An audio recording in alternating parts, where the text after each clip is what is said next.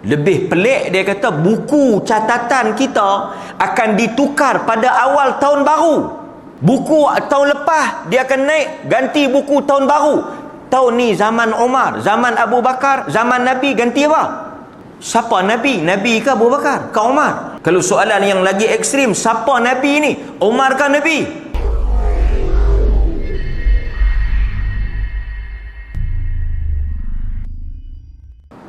Zaman Nabi ada tak tahun?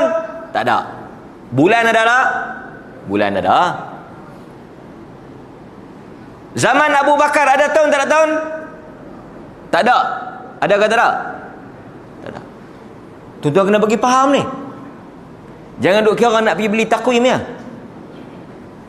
Nak kena tahu latar cerita ni. Ini fakta. Ini ialah fakta yang disebut di dalam sejarah. Pada zaman Nabi tidak ada kiraan tahun. Pada zaman Abu Bakar tidak ada kalender dan kiraan tahun.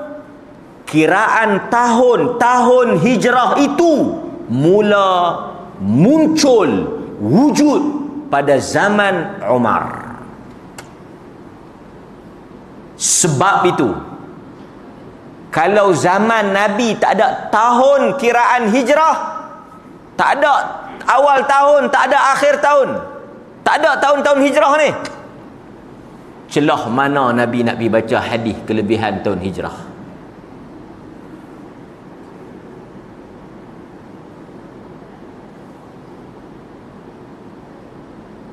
Tuan-tuan faham? Pada zaman Nabi belum wujud kalender, belum wujud takwim. Yang ada hanya bulan, berganti bulan. Tiba-tiba Nabi sebut benda yang tak ada, benda yang tak wujud. Nabi kata, apabila masuk tahun baru, maka Allah Subhanahu wa ta'ala mengarahkan malaikat untuk melihat tahun yang lepas. Apakah yang dia buat pada tahun yang lepas. Kemudian tengok pula apa yang akan dia buat pada tahun baru. Tolong mangkit tidur. Tahun mana? Belum wujud. Sebab itu apa sahaja kaifiat, amalan, tata cara, sambutan, hadis-hadis kelebihan tahun tidak pernah disebut oleh Nabi, kerana tahun itu sendiri tak wujud pada zaman Nabi. Sebab itu orang yang faham tajuk ini, bila dia dengar, dia pelik. Masalah orang kita, dia jarang nak kaji, dia jarang nak baca, dia jarang nak dengar, dia percaya.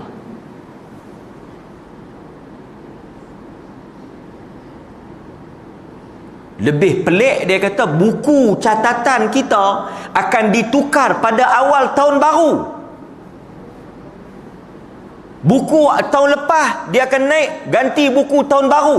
Tahun ni zaman Umar, zaman Abu Bakar, zaman Nabi, ganti apa? Siapa Nabi? Nabi ke Abu Bakar? Ke Umar? Kalau soalan yang lagi ekstrim, siapa Nabi ni? Umar ke Nabi? Maka sebab itu ini bukan isu besar, ini bukan isu kecil, ini isu besar. Mengada-ngadakan sesuatu yang tidak pernah wujud pada zaman Nabi. Dari sudut apa? Hadis. Nabi kata. Berat tu. Nabi kata. Dan benda tu benda ghaib.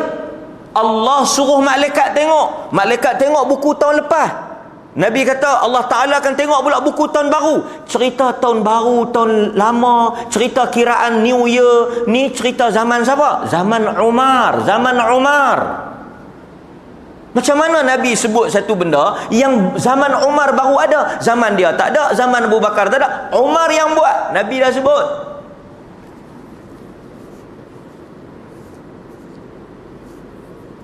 Satu benda yang pelik. Baik, sekarang saya akan cerita pada tuan-tuan. Al-Hafidh Ibn Kathir menyebut antaranya, dia kata orang-orang Islam mari jumpa Umar ketika dia menjadi khalifah. Umar memerintah 10 tahun lebih zaman Umar. Dan kita tengok pada zaman Umar ini berlakunya pemerintahan, pentadbiran yang sangat majulah, transformasi. Kalau kita boleh gelar Umar itu sebagai bapa transformasi, kerana dia telah menyusun atur. Kita boleh lihat pada zaman Umar dalam istilah political science, dia akan panggil Umar ialah contoh good governance. Siapa-siapa yang belajar dalam ilmu politik, istilah yang kerap digunakan good governance, urus takbir yang baik zaman Umar. Sangat menarik. Penyusunan tangga gaji penjawat awam dibuat oleh Umar. Penstrukturan semula Baitul Mal, mewujudkan apa dia ni, tugas, jadual tugas, berapa orang pergi bertugas, berapa bulan pula tukar orang lain pergi, semua itu disusun pada zaman Umar. Sebab itu kita tidak pelik pada zaman Umar, zaman keemasan yang berlakunya perluasan empire Islam, jatuhnya Rom dan Parsi pada zaman Umar. Hebatlah. Di antara benda yang Umar buat dalam urus takbir negara ialah dia mewujudkan kalender. Kalender ni mai zaman dia lah.